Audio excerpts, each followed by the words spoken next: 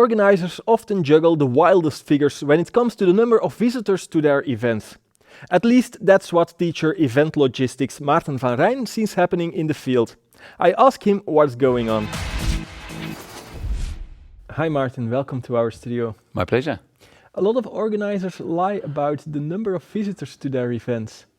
How do you know that? Well, there are two aspects on that. One is that marketing is for their organizers so important that the amount of people is telling them that the sponsors will join this special event because there will be 100,000 or 150,000 visitors.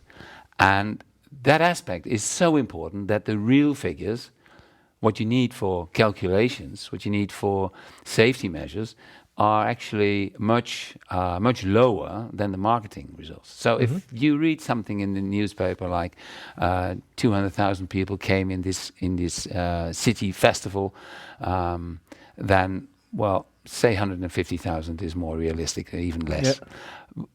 When you organize a fenced event, then of course, then it's no problem because, well, everybody has a ticket and the tickets are scanned and so you have the real figures. But for inner city events, they always exaggerate just because of sponsorships. But how then did you measure that? Well, there are, of course, many techniques, and not all the techniques are really working very well at this moment. But I've done some events now with cameras, with software which recognize head and shoulders, and they count very, very accurate. So that means that if you use those cameras, especially in passages and everything, so you can see the speed of walking, you can see the amount of people in a street, and you can really calculate with the figures you need for calculating the facilities.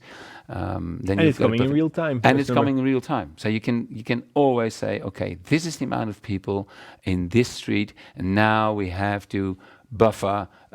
We close down that area for 5 minutes so that people can go out because there are too many at this moment in this space. And it's not done just by vision. A lot of crowd managers, alleged crowd managers, or people who are really doing that for a long time and their qualities, I'm not discussing that, but an estimation about how many people are walking in the street is just based on an image that they have of 1,000 people. Yeah. And maybe you can say, okay, 1,000 people is, well, maybe 900, maybe 1,100, but 1,000 people is okay. But if you do that with 10,000 people, if you do that with 20,000 people, it's impossible. You can't do that anymore. Yeah. And even the most experienced ones are actually not accurate. But how many percentages are they of them? Well, I think they miscalculate by vision for 15 to 20%. And the marketing figures are even worse. They are 30, 35. But that's you shouldn't. You shouldn't take those figures for granted. Never. Yeah, because what the organization calls is complete. Yeah, the biggest problem in the newspapers is you have the organization shouting some numbers, and then you have the police shouting some other numbers. I want to have the discussion about figures. I want to have the discussion with the event organization. I want to have that with the government. I want to have it with everyone. I don't want to have the right on my side. I don't want to be the one who knows everything. Not at all, but I want to have the discussion just because of the safety involved. Please let us talk about the same amount of people in a certain area. And if we have a decent way to measure that, use it. So we can base our measurement, base our precautions, base our safety measures, whatever, on real figures and not based on. But why do you think, guesses. if the technology is there, that organizers are not using it? Costs. Costs. Well, it costs, of course. The costs involved.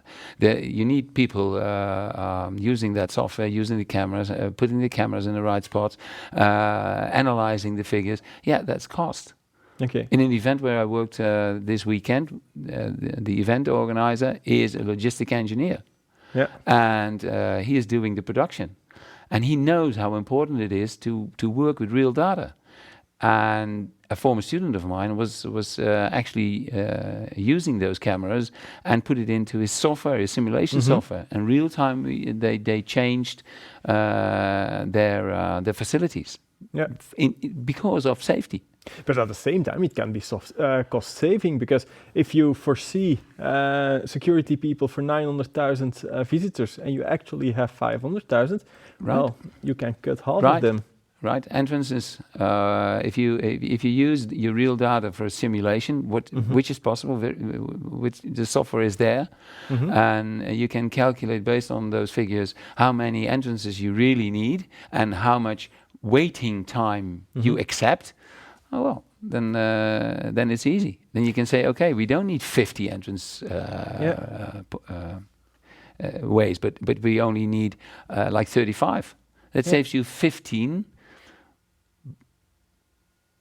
to 20 safety people. And what about chips in wristbands? Yeah, I would advise every organization to just say, okay, RFID in your wristband is for about 10% of the people, and they don't. Not everybody. Not everybody. That's not necessary. You can do it with even less than 10%. But then you collect your data during a festival, and you can work with those data for the next organization. You can see where people have been walking, and it's not interested if that is Peter or Jan or whatever it's called, but it's just one person. And look what they are doing. They are migrating in that festival from left to right, or maybe they are not migrating as much as we think they are. There's only a small group migrating, but then migrating all day. Yeah. And you should know that, just to be on the safe side. For organizing your events. In your opinion, what should be happening? Work with real data. Every organizer, and again, every party involved should work with real data and not doing the exaggeration for purposes like sponsorships. If everybody does that, there is no marketing element necessary. Okay. Maarten, thank you very much for coming to our studio. Again, my pleasure. And you at home, thank you for watching our show. I hope to see you next time.